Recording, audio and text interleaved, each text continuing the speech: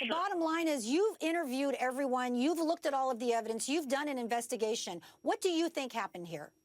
What I think happened was I think we have the child that possibly, and I'm going to say that word possibly because we don't have anybody that has seen that child from the night before. We have two family members that have both lied on not only their polygraph tests but on their witness statements. You're talking about mom and dad. We believe what has happened. Yes, mom and dad have both told us. Now we're up to 6 stories on dad and 4 stories on mom. So basically what we have is we have 2 parents that say they brought their child up to this mountain on a camping trip when we don't have any evidence that child made it up there on that camping trip. But let's go with what they do say, and if they do say they did bring them up there, then we do know something happened up on that mountain, basically for 2 reasons. We have blood evidence that was taken by the FBI on the wheelbase of a truck and also the bumper of a truck, number one. And number 2, we also have the consistent statement, and I think it's interesting to try to vilify Isaac Renoir based upon a supposed mental history. Mr. Renoir has been the only one that has kept his story straight. Well, that's a very interesting point. And Philip Klein, we're going to have to leave it right there. I thank you so much for joining us. Mark Eiglarsh, was that you trying to jump in a moment ago? Yes.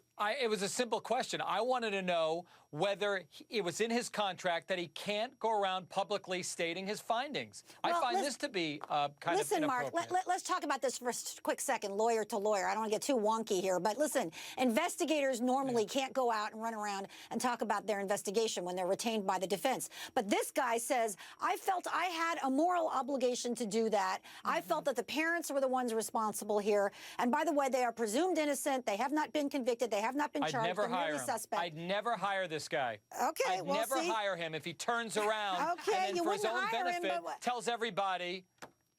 Okay, but like Judy Howe, let me go to the non-lawyer, the civilian on the panel.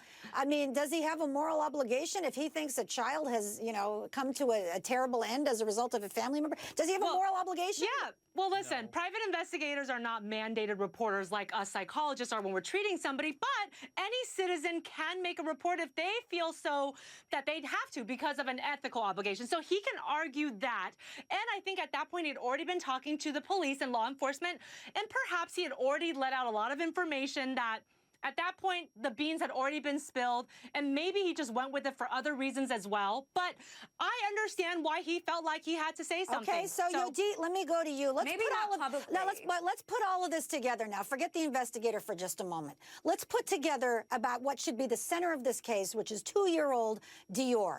What do you think happened at this point?